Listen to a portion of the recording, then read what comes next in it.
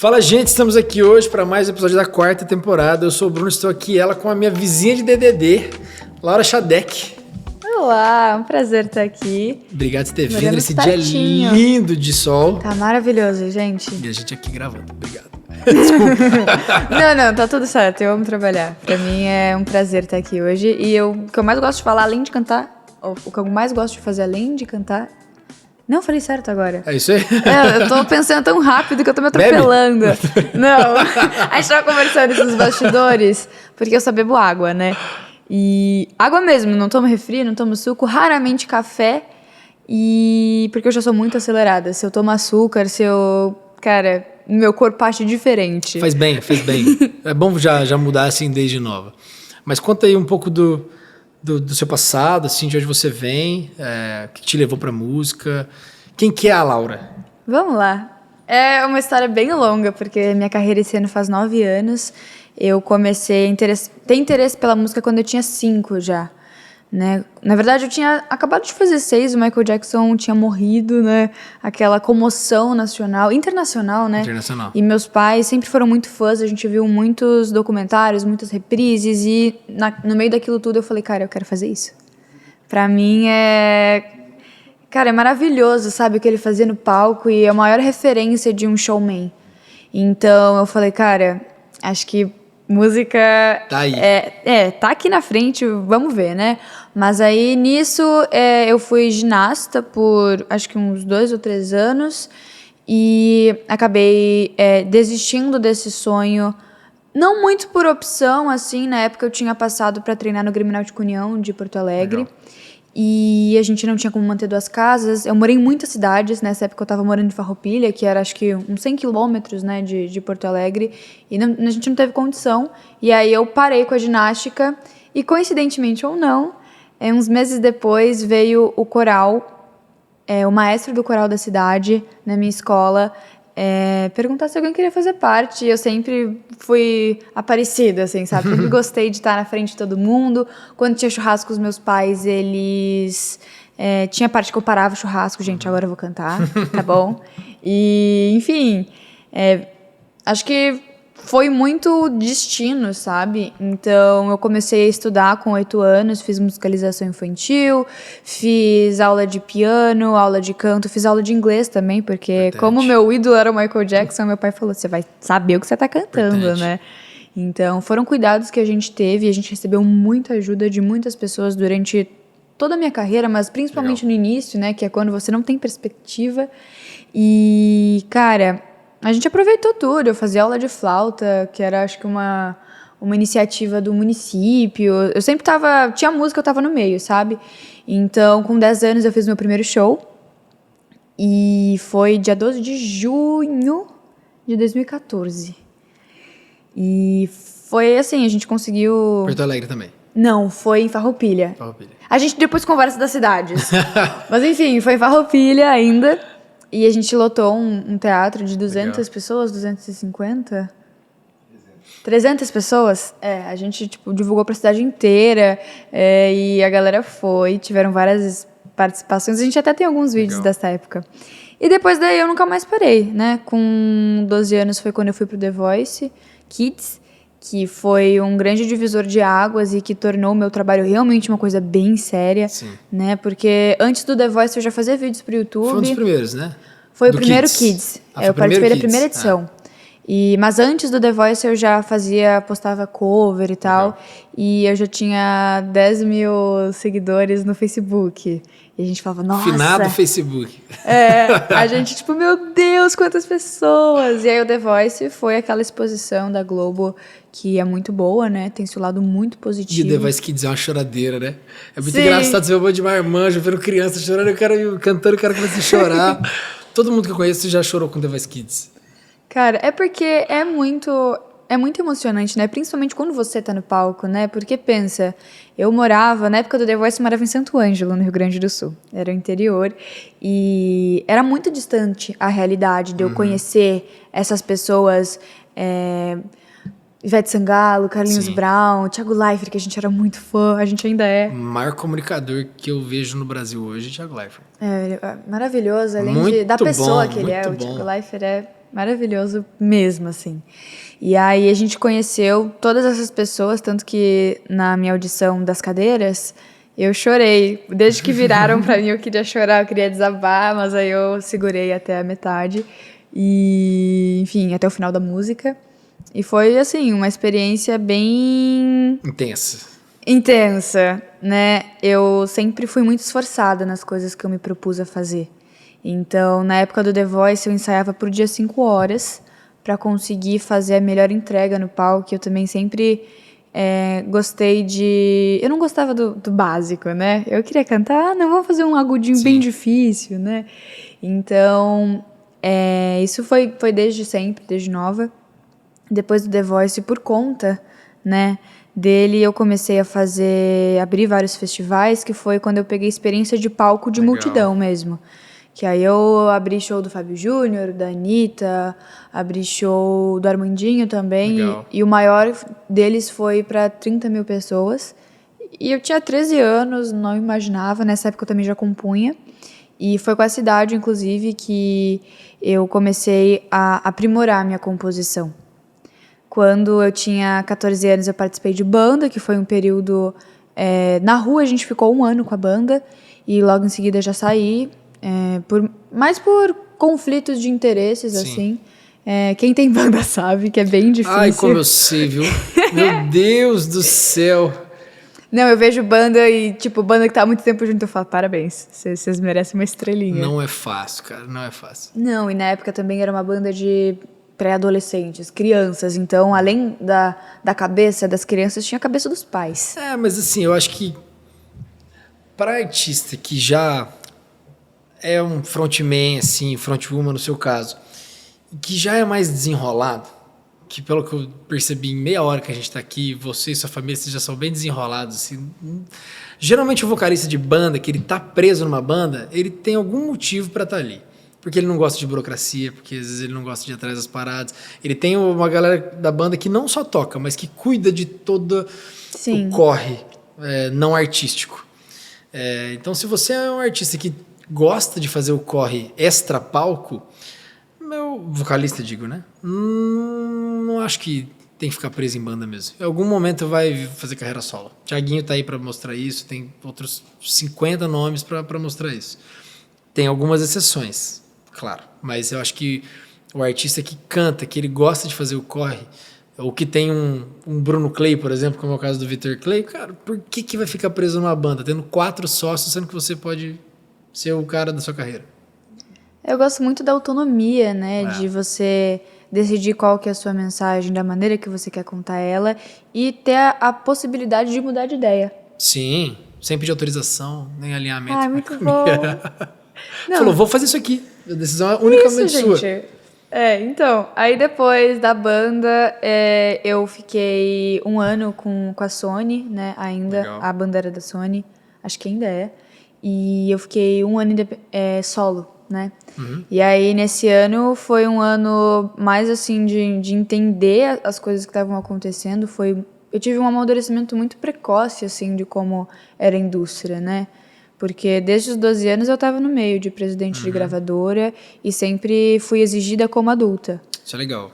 Não pode perder a essência de um adolescente, né? Mas tem seu lado bom e tem seu lado negativo, né? Na minha infância, eu não digo que eu perdi as coisas, mas eu tive experiências melhores e algumas piores. Então, até mesmo no The Voice, eu sempre fui muito focada, como eu disse. Então, as crianças, a gente ficava no hotel, aí elas iam pro saguão cantar e fazer música. Eu não, eu ficava trancada no quarto, eu não ia comprometer minha voz, porque eu tava ali pra uma competição, sabe? E por mais que lá dentro não é tratado como uma competição, eu queria ganhar.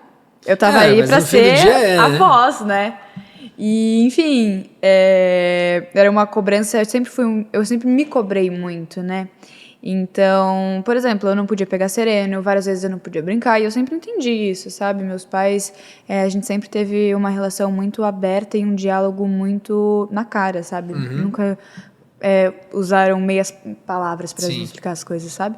Então, era tipo assim, não, Laura, melhor você não ir, tá com sereno. Tá bom. Chororó way of life. E aí, cara, Depois da banda, teve a parte independente. Independente não, né? Veio a solo, aí depois independente. Que daí foi um momento, assim, de muita experimentação na minha carreira. Porque era pandemia, né? Então eu lancei pop leve, pop eletrônico, pop R&B. Foi um momento de eu descobrir que som que encaixava comigo e o que eu gostava de fazer, né? E aí, depois disso, no ano de 2021, entre 2020 e 2021, a gente lançou 14 músicas, né? Todas Bastante. acompanhadas com clipe. E foi um trabalho bem intenso, assim, de divulgação e de correr atrás, né? E dá uma trabalheira que a galera não tem noção do trabalho que é compor, produzir, gravar, fazer clipe, lançar, distribuir. E a gente sempre, na minha carreira, tudo que a gente conseguiu até hoje foi orgânico, né? Com legal. o apoio dos meus pais, né? Meu pai, ele trabalha com TI, então ele sempre teve um pensamento à frente de todo mundo, sabe? E como ele é muito estudioso, tudo que eu precisava ele ia atrás, estudava Legal, isso é legal. e entendia. E minha mãe estava ali para estar do meu lado, ela abdicou da carreira dela profissional quando eu tinha acho que uns 10 anos, né? Quando isso aconteceu, o intuito, em primeiro momento, era ter um maior contato com os filhos, né? Porque meus pais sempre trabalharam muito. E aí era um momento mais para reconectar e, enfim. Sim. E aí nisso eu comecei a cantar. Minha mãe foi ficando cada vez mais perto. Meu irmão, eu tenho um irmão mais velho. E ele também tinha as atividades extracurriculares dele, minha mãe sempre acompanhou. No final, ele acabou ficando mais caseiro mesmo. Hoje em dia, ele faz faculdade de design de jogos, então o lugar dele é o quarto, né? A gente até brinca, né? Tem gente que fala, ai, saudade de ver seu irmão nos stories e tal. Eu falo, então, tô com saudade de ver ele também, né? Ele não sai daqui.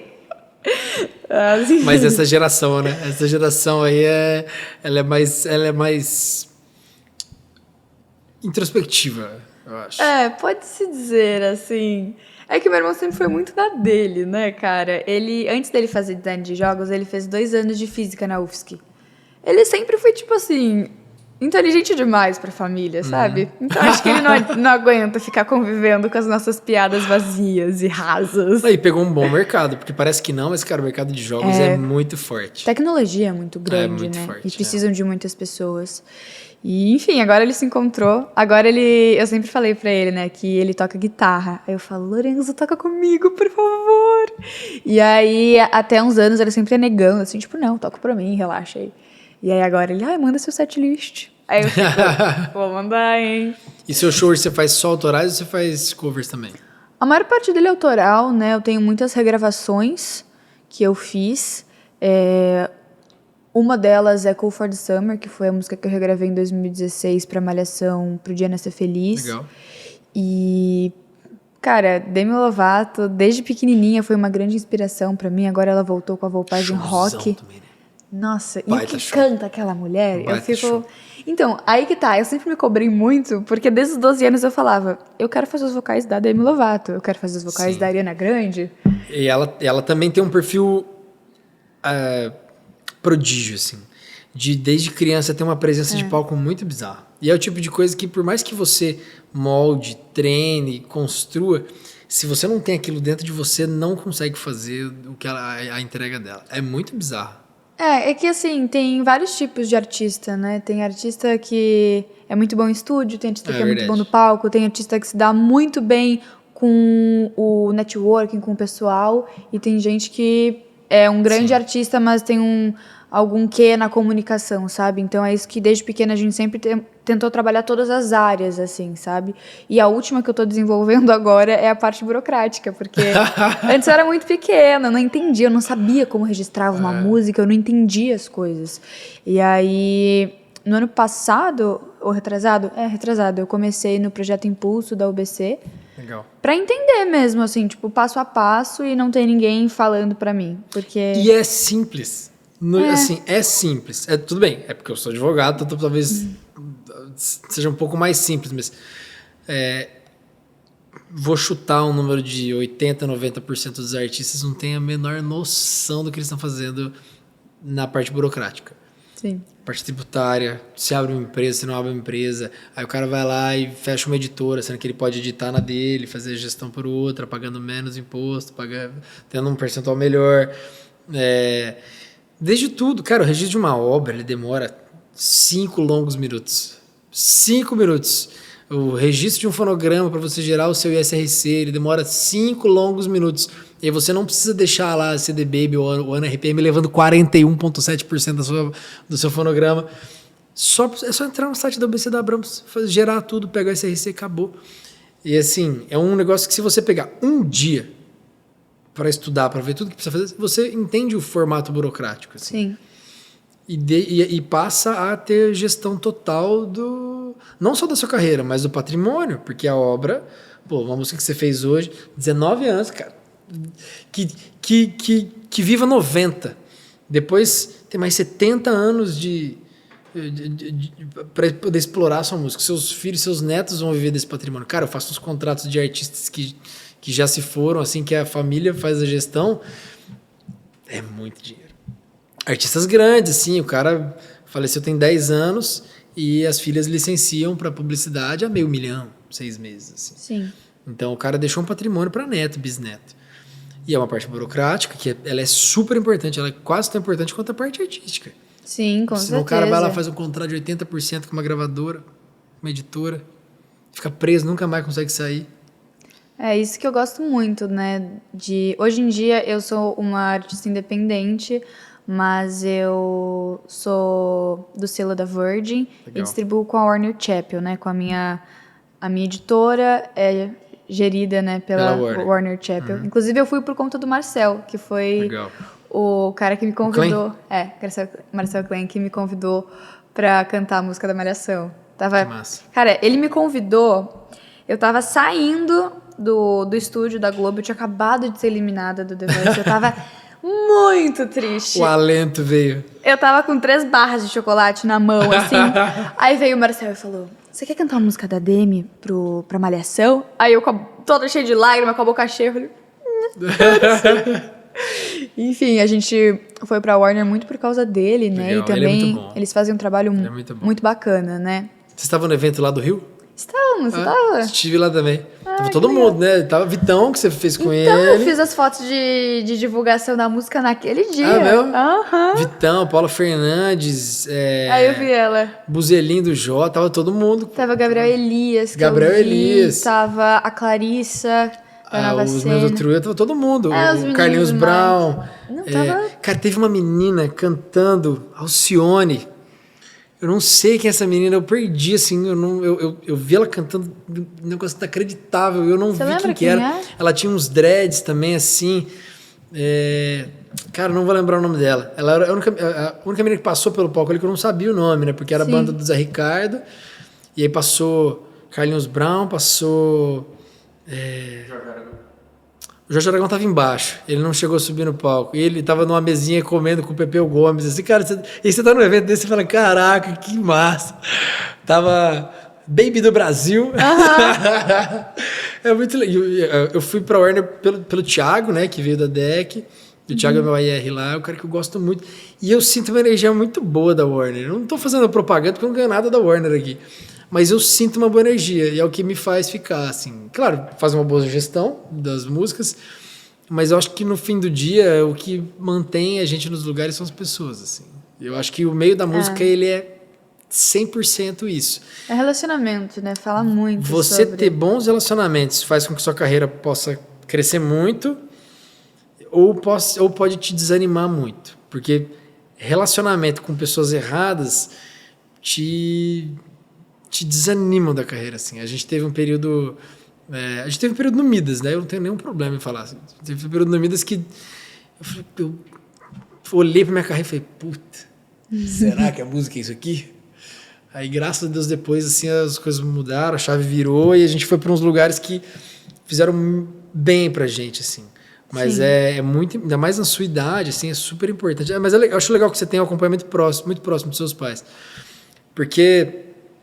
Parece que é para cuidar e tudo mais, mas é porque, cara, é uma semana com alguém ou um grupo que suga muito sua energia, que pensa de uma forma errada que te desanima do meio da música. Assim. E é muito fácil tomar uma decisão errada. Muito fácil. Uma assinatura no contrato errado. É claro, você pode vender a sua vida, né? Então, a gente sempre teve esse relacionamento muito próximo como pais e como empresa, né? E pra mim é o que mais dá certo, sabe? Você acha que eu vou confiar no meu pai ou vou confiar num cara que tá ali querendo tirar dinheiro de mim e querendo que eu trabalhe Lógico. fazendo 4 shows num dia pra, Sim. sabe? Então é muito É que é muito de coração. É muito... genuíno, né? Não tem porque safadeza quer. envolvida, é família. Exato, é muito acreditar no meu sonho, sonhar comigo e não tá ligando porque o que isso possa causar. E é uma coisa muito maluca, assim. Porque é muito bonito e é muito genuíno, mas ao mesmo tempo também é muito difícil você abdicar de algumas coisas da sua vida para viver em função de um projeto de um terceiro. É muito difícil. Eu falo isso sempre pro Bruno Clay, que é um cara que eu converso bastante. A Mari Nolasco também tem um cenário parecido, que é a Filó, a mãe dela que cuida de muita coisa da carreira dela. Agora tem o Túlio apoiando, mas não tem como ser mais genuíno e mais de coração do que família. Mas também não é fácil pegar, pô, agora vai todo mundo mudar para São Paulo. Ai, que dor, vai sair de Porto Belo aqui, Caixadaço, Meu tanta pai coisa ama linda praia. aqui. E aí vai ter que ir lá para Taim. Ih, cara. Não, mas duro, cara. assim, a gente tava falando isso no carro, né? Um momento que a gente sabe que vai ser uma fase de privação por motivos maiores. É isso. Então, é óbvio que eu planejo voltar a morar na praia e ter um jatinho me esperando pra eu fazer qualquer compromisso. Só que isso é um sonho que a gente vai ter que trabalhar muito pra conquistar. É isso aí. Mas enfim, o importante é continuar, né? Meus pais, na verdade, sempre dizem que independente da agilidade do tempo, é mais importante a direção. E quem que é mais bonzinho dos dois? Cara, cada um tem seus aspectos. Vamos lá, meu pai, ele é muito babão, ele tá ali quase querendo chorar, ele sempre chora nas coisas. A minha mãe, ela sempre foi uma confidente minha, né? Legal. Então, minha mãe é minha melhor amiga, né? E então ter ela comigo na estrada, cara, é maravilhosa. Eu e minha mãe se entende por olhar. Meu pai às vezes não pega alguma coisa, minha mãe já sabe, ó, a roupa tá coisada, o retorno caiu, preciso ir ali, sabe? Então, os dois são muito bonzinhos, mas os dois sabem ser bem sérios também, sabe? Também por ser família, óbvio que a gente tem alguns conflitos, né? Mas tudo muito gerenciável, né? E eu acho que até é melhor que ser família nessa época, nesse momento, né? Porque, cara, você já imaginou você não gostar de uma coisa com quem você trabalha e você não poder falar? Tipo, ficar cheio de dedo assim e você falar... E família você não tem alternativa, né? Você tem que resolver, é família, não tem jeito. Não é aquela coisa, vai cada um por um lado, é pai e mãe. Exato, Nuno. Vai resolver na marra, né? Mas a gente é muito... Acho que a gente entende muito bem as coisas, né? E ter eles comigo cara, maravilhoso, assim. Tipo, esse último show que eu fiz agora em São Paulo foi na quinta, né? Tava lá todo mundo e aí eu sei que eles não vão me colocar em furada, sabe? Não vai me colocar subir num palco que, sei lá, o som não foi passado direito, sabe? Enfim, qualquer coisa, né? Na música tem muitas coisas imprevisíveis, né? Principalmente se tratando com pessoas, com fãs. E é muito importante ter esse aval, assim, de tipo, tá seguro, tá tranquilo, vai. E eu tava pensando assim, eu tava dando uma olhada esses dias a gente tá conversando no episódio com a Luana Berti, que fez The Voice também. Cara, como vem gente de The Voice dessa temporada, né? Não foi pensado, mas eu acho que metade dessa temporada passou pelo The Voice, né? Eu não sabia dela. Daí, quando ela falou The Voice Kids, eu pensei, caramba, passou bastante gente do The Voice. Não, essa temporada... O último episódio que a gente gravou antes desse, eram 3 artistas, os 2 fizeram The Voice. E uma tentou. E uma eu não sabia, é verdade, outro tinha tentado. Isso te dá muita visibilidade. Sim. Mas te dá muito hater também. Não sei se é o seu caso ou não. Vamos lá. É que assim, eu não tenho muito hater. Acho que não tenho um hater que assim, tipo... Vamos chamar de corneta. Mas a galera, assim... É que tem uma frase, eu não lembro de quem falou, que se alguém fala alguma coisa sobre você... Por exemplo, sei lá... A Laura canta mal. Se eu canto mal, eu não tenho que ficar ofendida. E se eu canto bem, eu também não tenho que ficar ofendida, porque não é pra mim. Ou a pessoa não conhece a minha história, ou a pessoa não sabe o meu trabalho. Então, muitas vezes, são, o que minha mãe fala, críticas construtivas de quem nunca construiu nada. Ó, eu adoro essa frase. Eu também. Eu adoro essa frase, ela é muito de verdade. É, porque às vezes, assim, depende tudo de contexto, sabe? Você não sabe a história que a pessoa passou, a luta, o que ela faz, o que ela deixa de fazer. E você chegar num vídeo e falar, porque você é horrível, sei lá o que, se mata. Cara, leio, sai de um lado e passa. É isso que eu ia perguntar. Você lê, você se dá o trabalho de ver essas coisas ou Eu sou não? fofoqueira. Eu adoro ver as coisas que falam sobre mim. Então eu sempre pesquiso o meu nome e tô lá. E também, como é muito pouco esse lado negativo, eu acho que... Enfim, acho que mais no Twitter, né? Às vezes eu boto umas coisas polêmicas. Eu nem abro. Twitter, nossa, eu não tenho, não abro. Pra mim é uma terra meio de ódio, assim. Eu não Então, a consigo. galera lá é muito dura da verdade, eu percebi isso. Porque eu nunca fui muito ativa, né? Eu falei, cara, tem que ser ativa no Twitter, porque é um meio de comunicação muito amplo pra falar Sim. com os fãs. Né? E de uma forma muito singular ao mesmo tempo. E aí eu comentei um post lá, eu fiz 2 comentários. Um que era mais zoeira, que podia ser interpretado de uma forma negativa, e um deu simplesmente falando sobre o que eu achava do assunto e me botando num lugar de, olha, gente, eu não entendo disso, na minha visão é de tal jeito. Aí o que eu achei que ia dar problema era o zoeira, porque ele podia facilmente ser interpretado errado. E o que deu problema foi eu assumindo que, tipo, mano, não sei. Aí, então você não sabe de nada. Sim, eu falei isso. Sabe? Eu acho que não tem problema. E eu também, talvez pela minha criação, eu nunca tive medo de estar errada e nunca me prendi a certezas. Sabe? Eu acho que a gente sempre tem oportunidade de evoluir, de aprender e de rever ações, rever pensamentos, porque, cara, o mundo muda o tempo inteiro. Concordo. Então não dá pra você pegar uma coisa que aconteceu uma vez ou que você ouviu uma única vez e falar essa é a verdade absoluta de tudo, sabe? Concordo. Preparada, menina, viu? Ó, vou te falar, eu já vi gente de 30, 40 aqui que não tem esse preparo todo. Tá na ponta da língua e tá... E esse senso crítico, ele é muito... Eu acho que ele não é tão moldável. É uma coisa que você já tem uma base, que ela vem de casa, de criação mesmo... Muito vem de estudo, e é o que você estava me falando no momento do corte, que é você ter embasamento, fundamentação para poder argumentar, para poder rebater, para poder construir. Eu acho que é um negócio que não é assim, você vira uma chavinha, é o que a gente estava falando de uma Miley Cyrus, de uma Demi Lovato no palco. Muita coisa você consegue trabalhar, mas se o que é dela não tá ali, cara, não adianta, né? Não adianta, você não consegue transformar 100% do artista. E esse preparo, esse senso crítico, claro que muita coisa você fez aula de inglês, você fez aula de canto, você fez muita coisa que é o background que você constrói, mas tem muita coisa que é genuíno, assim, e eu tô de cara com a maturidade de 19 anos aqui. Então, o que eu tava falando antes é que eu sempre gostei muito de estudar e pra mim sempre foi... Eu sempre gostei de ouvir muitas histórias, então pra mim conversar, principalmente com pessoas que pensam de forma divergente de mim, é um aprendizado de entender uma outra perspectiva, de uma outra realidade, que vai agregando, né? Mesmo que eu não concorde ou que naquele momento não faça sentido pra mim, cara, é que nem um computador, é tudo memória. É isso aí. Vai acumulando e você vai tendo cada vez mais experiências de vivências de outras pessoas, né? Mas também não pode ser levada como ao pé da letra, né? Mas é legal porque isso acaba refletindo na maturidade das composições também.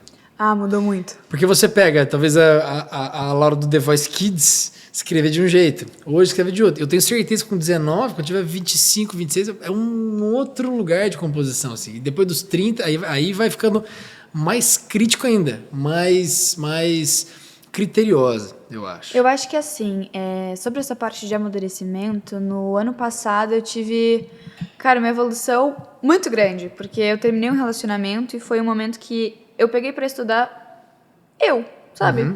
Porque eu comecei a namorar quando eu tinha 15 anos. Eu fui emendando um relacionamento no outro.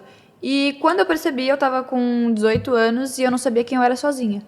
Eu cresci tendo pessoas ao meu lado. Sim. Então, eu pensei, cara, eu tenho que saber quem eu sou sem influência de ninguém. Saber o que eu gosto sem influência de ninguém.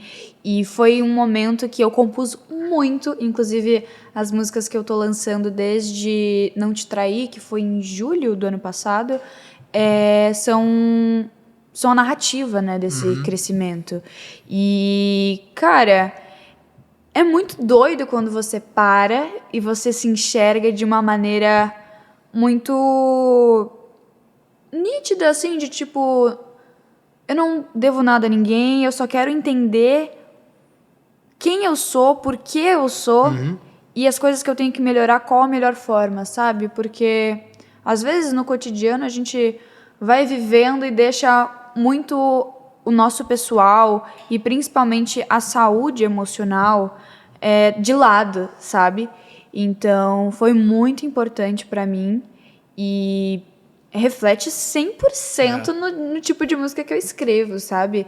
Eu consigo ver a ingenuidade do amor à primeira vista em músicas como protagonista e consigo ver o entendimento da situação que foi passada em Querida Eu, que é a minha última música.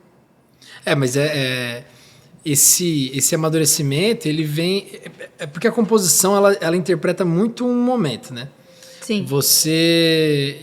O término do relacionamento, embora seja talvez no momento não mais legal da vida, ele talvez seja o melhor momento para escrever. Óbvio. Ele é o melhor momento. A gente tem que tomar um cuidado para não ficar muito naquela coisa de sempre escrever música só no sobre momento um de tema, término, né? porque é mais fácil. Você pega para escrever, cara, sua vida tá 100%, tá alinhada, tá feliz, tá na correria, vai para São Paulo, faz show, você acaba não escrevendo porque às vezes você não tá com o sentimento, a flor da pele, o negócio. Aí quando você termina, não é que você tá na fossa, mas você tá com o sentimento mais da flor da pele mesmo. Sim. O que eu pude entender, que agora eu vou falar uma outra frase que eu amo também, que é a felicidade só é uma coisa boa, porque... Tá, vou começar de novo, que aí a gente fala bonitinho, tá bom? A felicidade só é uma coisa boa porque não é constante. É isso aí. Então a gente precisa usufruir, me fez entender melhor os momentos de eu falar, cara, tá tudo alinhado, o que eu vou escrever? Cara, tá tudo alinhado. Olha que massa! É isso. Então, é isso. E você vai aprendendo as coisas mais simples do seu dia a dia podem se tornar música, né? A outra frase que eu sempre falo aqui, porque você fica aí acompanhando, vamos ver se você realmente está acompanhando. Qual que é a melhor definição de sucesso que eu já trouxe aqui? De sucesso? É. O sucesso é uma coisa que acontece entre dois fracassos. É isso aí. Sucesso é o que acontece entre dois fracassos. É. Filósofo Emílio Surita. eu nem sei que essa frase, mas eu vi o Emílio falando uma vez e eu achei genial, porque é isso. Ela não é linear. Exato. Não é pra ser também. A única coisa que tem que ser linear é a disciplina. É continuar persistindo. Verdade, concordo. Porque tem vezes que você não tá afim de levantar da cama e se propor a passar por um desconforto, né? Que, cara, quando você exige do seu corpo, exige da sua mente, é uma luta que você tem. É o instrumento, consigo. né? Então, é você saber manipular isso ao seu favor, né? Sim. Cara, eu preciso fazer um álbum? Beleza, eu tinha terminado um relacionamento, era muito fácil escrever. Mas também era muito fácil eu ficar debaixo das cobertas chorando e lamentando a minha vida. Chora com a canetinha e papel do lado. Exato, eu chorava com o gravador aqui, ó. Otimiza o choro. Eu já tava chorando aqui, ó. Eu já vinha, já gravava. Então foi muito importante, assim. Mas ajuda muito. Eu acho que sua avó tá com frio. Só tá com Biel. Eu tenho meu moletom aqui, lá se pra você ela. quiser. Eu perguntei. Se quiser, pode desligar. Dá pra mexer. Tá aqui, ó. Tem mais um controle, acho que tá lá em cima. A gente controla aqui tudo. Só tem que fingir que liga e desliga ele. E aí ajusta a temperatura. Ou desliga aí dentro, não tem problema. Deixa só o daqui de fora. É que a hora que a gente chegou também tava 78 graus aqui. O sol aqui. Solzão entrando. Daquele jeito. A gente colocou a cortina aqui, acho que eu vou ter que botar mais uma aqui, porque aqui pega esse sol de fim de tarde. A gente veio gravar um podcast uma vez aqui, foi com o Das Aranha. A gente falou, cara, tem que gravar assim, eles queriam fazer de manhã, tem que ser tipo meio-dia, porque depois das 3 da tarde começa a vir um sol aqui, impossível. A gente pegou um pouco do som. Impossível. Ah, mas Ele saiu agora. mas tá tudo A bem. imagem vai melhorando, tem que ajustar, mas... É, isso aí, isso é coisa boa. Não adianta esse povo de fora aí querer vir torcer pra chover aqui, não. Em Florianópolis é um dia de sol mesmo, solzão lindo, não tinha uma nuvem hoje. Tava bonito demais. E você hoje tem quantas autorais no mundo? Nossa, lançadas? Acho que umas 20 lançadas. 30? Tudo isso? Caraca. Eu não sei, que eu componho muito. Tem Uhum. muita música, tipo, que eu tô esperando o momento certo ou esperando o que eu chamo de reforma. Né? Porque tem coisas que O você recall, escreve. o recall. É, porque, tipo, às vezes eu escrevo um negócio que eu gosto muito de uma frase da música, mas o resto eu acho meio fraco. Sim, sim. Mas enfim, eu procuro compor bastante, assim. E você produz com produtores diferentes, lugares diferentes, ou você Sim, segue a mais ou gente menos já- uma linha? A gente já produziu com várias pessoas, né? Principalmente na fase de experimentação Aham. da pandemia. Mas eu acho que é legal, né? Pra você não se prender muito a só uma pessoa, o Sim. pensamento e a visão de uma pessoa. E conhecer, não só perspectiva, mas conhecer fluxos diferentes. Às vezes tem um produtor que ele tem uma orientação vocal legal na hora de gravar voz, às vezes tem um outro cara que ele pira mais, que ele gosta mais de uns samples, outro que é mais do orgânico, assim. Então é legal até pra você ir achando a sua identidade, testando, porque é difícil você ter uma identidade sem testar, né? E hoje, sim, você vê um monte de artista que tem uma identidade, tem uma linha, mas não consegue passar da barreira porque tem a coisa da rede social, que ele precisa render em rede social, que ele precisa gerar conteúdo, que ele precisa produzir conteúdo. Mas muito sabe além do que- extra música, assim. Mas sabe que isso é uma coisa que acho que a idade foi me proporcionando. Que antes eu era muito apegada a números e, enfim, é que eu surgi na época que o YouTube entregava. Eu surgi na época... Eu tive alguns virais, né, na internet. E pra mim, os números, quando eles estão positivos, é muito legal. O que você faz, qualquer um aplaude, sabe?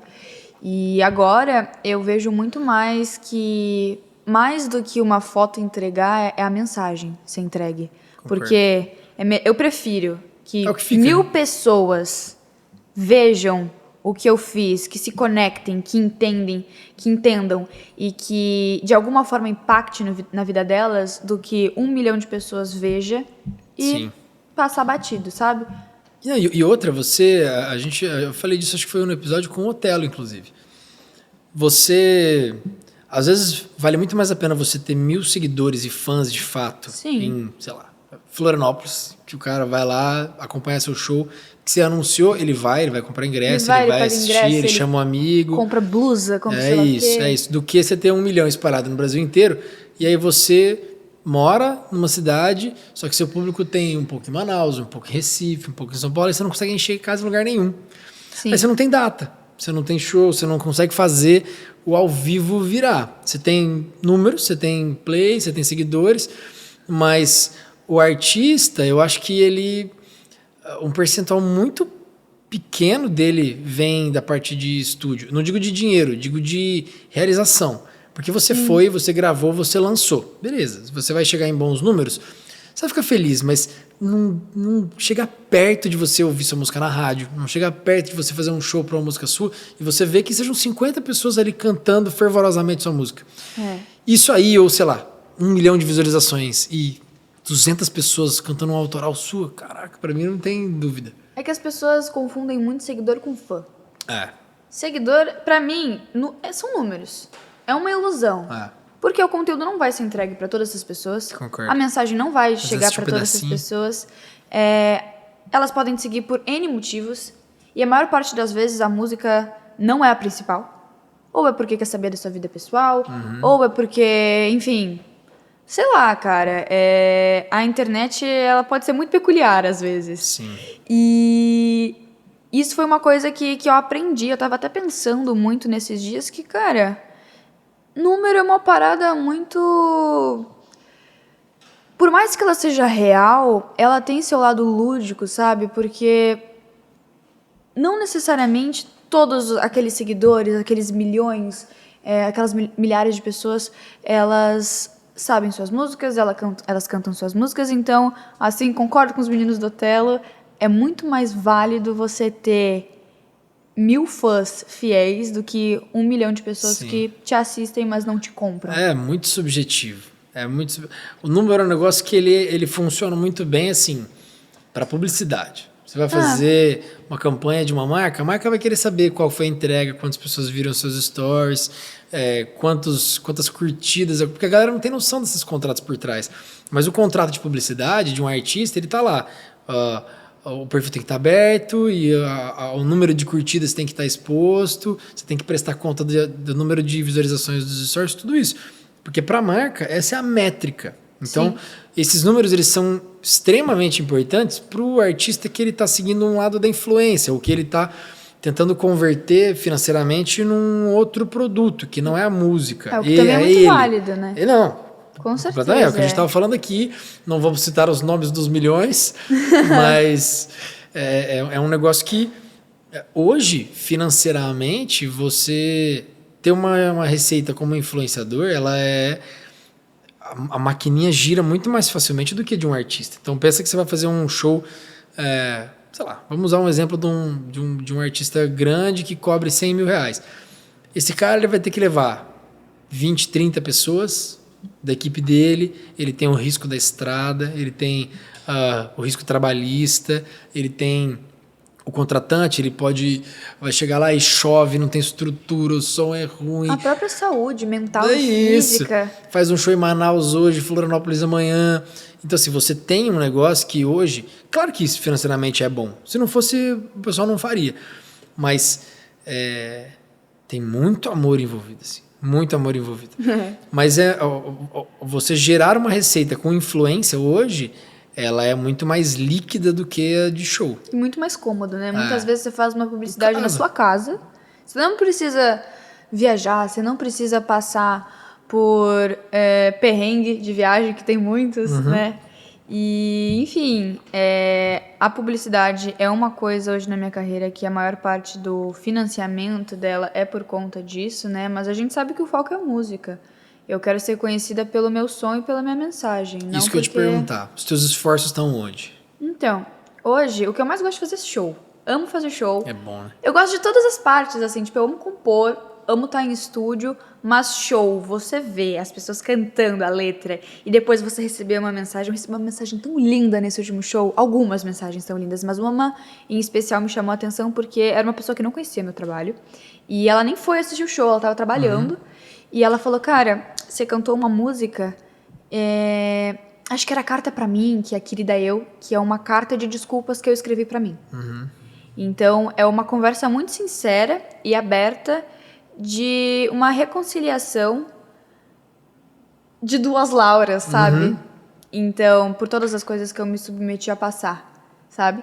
E ela falou assim, cara, parece que você cantou a música pra mim. Eu chorei muito internamente e um pouquinho por fora. E eu li aquilo e falei, cara, é pra isso que eu faço música. Que massa. Frase bonita, né? Muito internamente e um pouco por fora. Eu amo. Eu também escrevo muita poesia, né? Muito massa. Então, cara, inclusive, antes da composição, eu sempre fiz poema. E poema e poesia, né? Poema eu acho que ele tem mais métricas a ser seguidas. E eu gosto de uma coisa mais solta. E, enfim. Mais musical, né? Dá pra musicalizar um pouco mais. E eu acho que tem algumas frases que elas não precisam fazer enfim, rimar, ter o tanto de frases necessárias, a fonética ideal. Eu acho que, às vezes, uma coisa solta e simples pode impactar muito mais do que um monte de frases elaboradas. Eu acho que hoje tá tudo muito aberto, assim. A galera que produzia horas de estúdio, meses, banda e tudo mais, tem muita coisa em beats hoje, tem muita coisa muito mais solta, muita coisa orgânica funcionando muito bem. Desde produção de conteúdo até de produção musical, assim. Sim. Eu não acho que a coisa hoje esteja tão engessada mais. Então, eu acho que hoje tudo é válido. É tudo mesmo. Você vê tanta coisa horrorosa por aí que dá... Não vou nem entrar nisso. Não vou nem entrar nisso. Quer fazer uma? Vamos fazer, querida? Eu tava falando, gente, eu não toco violão, tá? Eu toco... Canhota. Eu toco o suficiente pra conseguir me acompanhar. E aí, galera, qual é dessa música? Se precisar de palheta. Eu não sei segurar a palheta com essa mão. Eu tava conversando, eu tenho uma amiga, inclusive, a Bianca Jordão, que também é cantora, ela tem a banda da Lila, E ela é canhota e toca pra destra. E eu sempre falei, cara, no início eu tinha muita dificuldade pra fazer pestana e tal. E até hoje eu não sei segurar a palheta direito, sempre escapa. Uhum. Aí ela falou, eu passo pela mesma coisa. Aí eu falei, então é uma dor incomum. Eu até gosto mais da sonoridade com a mão. Pra mim é o que temos, né? Eu não escolho muito. Que eu toco piano, na verdade. Chique. Querida eu, então, como eu disse antes, é uma carta de desculpas. E, enfim, é muito legal. Eu gosto muito de... Porque a música, ela vai te introduzindo numa perspectiva que talvez de primeiro você não entenda. Calma, respira, eu te conheço bem. Essa é mais uma carta de desculpa. Eu te fiz passar por um inferno que não era seu. Eu sei que dói, mas a gente aprendeu. Mais uma carta, minha querida, eu. Mais uma carta, minha querida, eu. Mais uma carta, minha querida, eu. Você precisa deixar ir. Calma, respira, eu te conheço bem. Essa é mais uma carta de desculpa. Eu te fiz passar por um inferno que não era seu. Eu sei que dói, mas a gente aprendeu. Até eu me apaixonar de novo e te trair mais uma vez. O erro é sempre meu. Mais uma carta, minha querida, eu. Mais uma carta, minha querida, eu. Mais uma carta, minha querida, eu. Você precisa deixar ir. Segue a vida, ele também vai seguir a dele ainda, mas você precisa deixar ir. Não dá mais pra escrever tantas cartas de desculpa pra você. Que sonzeira, cara, que sonzeira. Você sabe que eu ouvi muito do João aí. Eu gosto muito dele. Eu ouvi muito Já do fiquei João, feliz. assim. Eu acho que tem um... Então, essa música, ela é bem simples, assim, tanto melodicamente quanto a estrutura e a letra, mas eu acho que quando a gente quer atingir mais pessoas, a gente precisa falar de uma forma clara e que conecte, né? É o que eu digo, a música mais bonita é aquela que é melhor interpretada e que é melhor sentida. Concordo muito. Mas eu senti uma pegada de João em letra, né?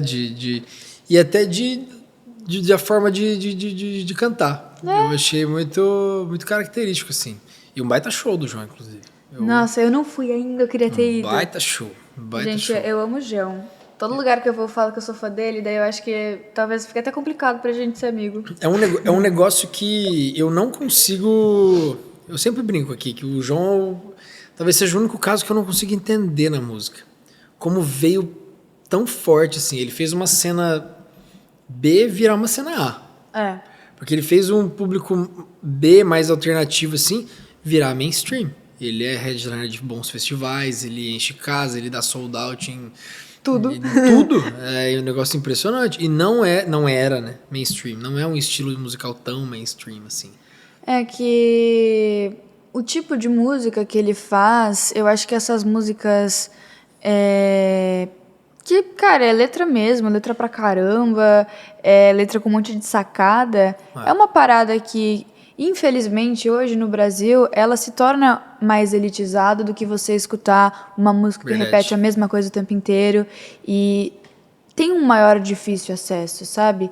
E eu também entendo que a gente já passou por muitas épocas no Brasil onde, principalmente na ditadura, a gente teve grandes vozes, né, que cantaram e que compuseram, mas era um momento político diferente, era um momento econômico, social. E hoje, por a democratização da música, que tem esse lado muito positivo, ela é para todo mundo, qualquer um pode fazer, mesmo a pessoa sabendo ou não, né? Eu acho que além do talento é a mensagem, mas às vezes você vê que a mensagem não é o principal, a pessoa gosta do lifestyle, gosta do Sim. hype. Mas não é sustentável, né? Eu fico meio triste, assim, porque quem dedica a vida e faz por tanto amor, sabe que a música... Eu brinco que é um relacionamento muito tóxico. Você tem que gostar muito. Nossa, é muito. É muito tóxico, te tira o chão, te dá o céu e é tudo muito volátil. E tem um trabalho muito grande por cima, né? A galera não tem ideia do corre. As pessoas acham que... Principalmente cantor, né? Sobe no palco e canta por fácil. A maior parte das pessoas que eu conheço não sabem nem que existe palato. Porque para cantar tem muitos músculos. Sim, sim. E é uma harmonia que tem que ocorrer na hora do palco. Sim. De apoio, contra-apoio, palato alto, língua relaxada, tá. E um monte de fatores que eles mudam o tempo inteiro, né? Tipo, fui cantar em São Paulo. É uma cidade muito seca e com ar muito mais poluído. É verdade. Então, eu senti a minha voz mais Muda. seca. Eu fiz mais nebulização, né? Hidratação direta pra poder... de alguma forma amenizar os danos, né? Tá acostumada com Porto Belo, aí não tem Não, jeito, né? Gente, a gente mora 2 quadras do mar. Eu tô acostumada com um ventinho de maresia, né? Então... Trocar ar-condicionado a cada 2 anos. É verdade. Mas, enfim, tem um trabalho muito árduo por trás, né? E eu não tô tirando o mérito de ninguém, mas Sim. A gente tá passando por um momento musical que ele é muito aberto, assim, ao público. Então, qualquer um pode escutar o que quiser e a maior parte das pessoas não preza pelo lado B, que é o Jão. Sim. Não, e mesmo corre... E tudo é momento também, né? E mesmo corre... Todos os corres, assim, galera não tem... Pra produzir um show, você vai fazer um show de 1h30. Cara, é um inferno você fazer VS. Você monta tudo, separa tom, grava VS, sai com a banda, erra. Pô, isso aqui não funciona, tem que acelerar. O VS tá pronto, entendeu? Isso aqui tem que tirar. Não, essa música aqui tá muito emendada em lenta. Tá cara, morrendo show. É um caos, assim, você escolher repertório, você viajar, você montar a banda, você ensaiar com a banda. Porque você tem, a banda cobra ensaio, você tem que pagar o ensaio da banda, você não tá faturando, você tem... Aí tem que... alimentação, viagem... Conheço vários e vários artistas que eles já estão no meio do caminho pra cima, que ainda não é sustentável. Sim.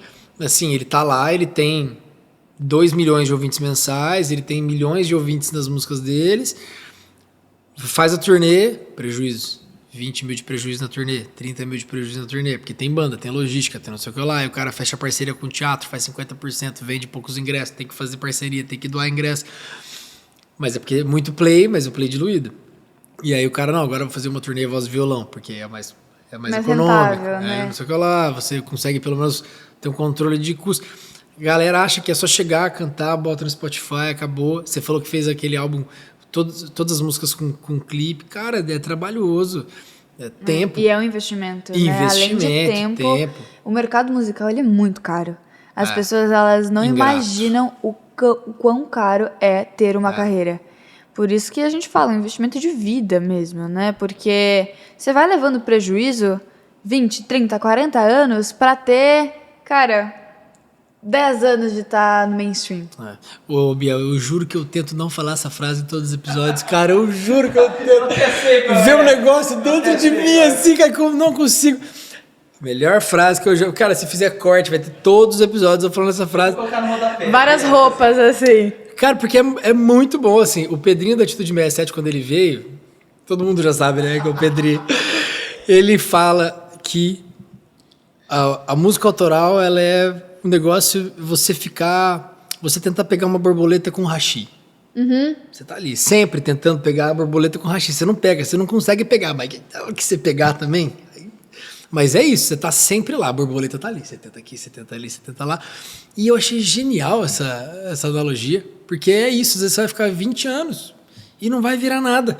Nada que eu digo assim, é desproporcional o investimento. Hoje, se você, um custo médio, razoável, Você vai gastar de 15 a 20 mil por música. Facilmente, assim, entre produzir, mixar, masterizar, faz o clipe, bota um impulsionamento aqui, outro ali, é 15, 20 pau por música. Aí você vai botar 20, 30 na internet, cara, é um puta investimento. Não tô contando o tempo aqui, né? Sim. O tempo que você gasta pra fazer, e criação, e o emocional. Você vai lá, às vezes você não tá com saco de fazer, você tem que fazer, às vezes você não tá com saco de produzir conteúdo, tem que produzir conteúdo. Então, assim, o mercado musical, ele é muito bonito, assim. E eu gosto de ver. Eu gosto da parte de frente, de palco, de show, mas eu amo o lance do backstage, do podcast, de sentar e fazer uma resenha e conversar de BO e falar do business mesmo, assim, de estratégia. Eu sou um apaixonado por isso.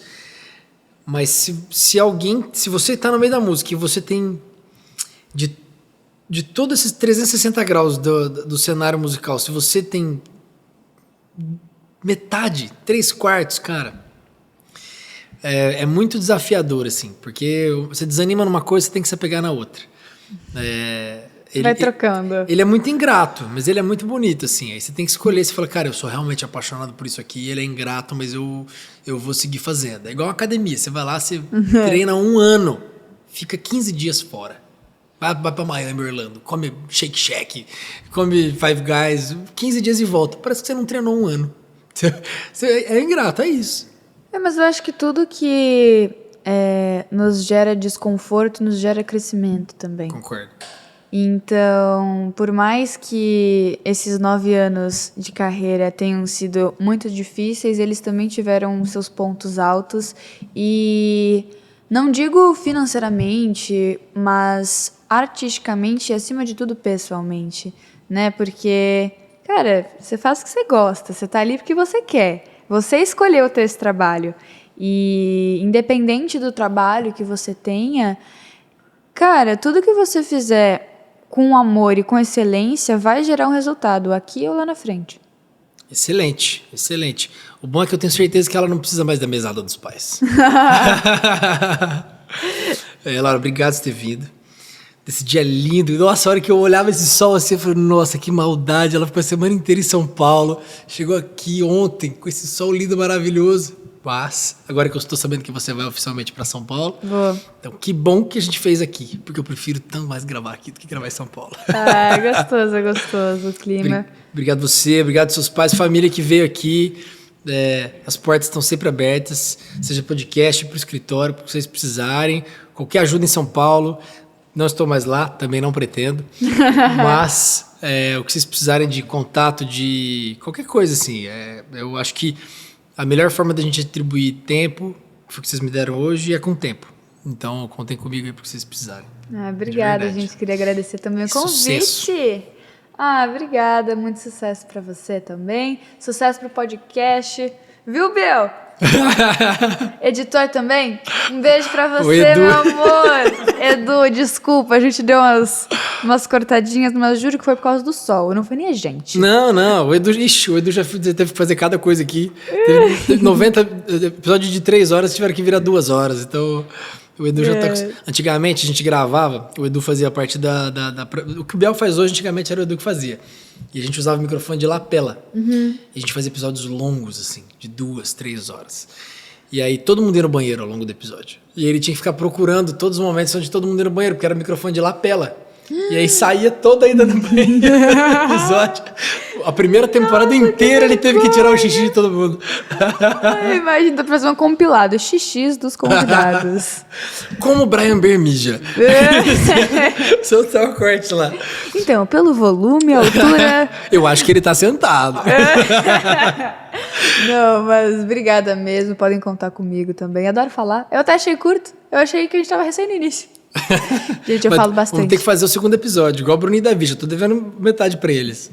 Tem que fazer. Mas obrigada mais uma vez. E assim que tiver um show por aqui, a gente... Boa. A gente faz questão de ter vocês por lá, viu? Boa. Bom, em São Paulo eu topo também, mas se for aqui eu prefiro. Tá. A gente organiza certinho. Conta com a gente, obrigado, viu? Gente, mais um episódio da 4ª temporada, vamos podcast. Laura Shadek. Uhul. Beijo.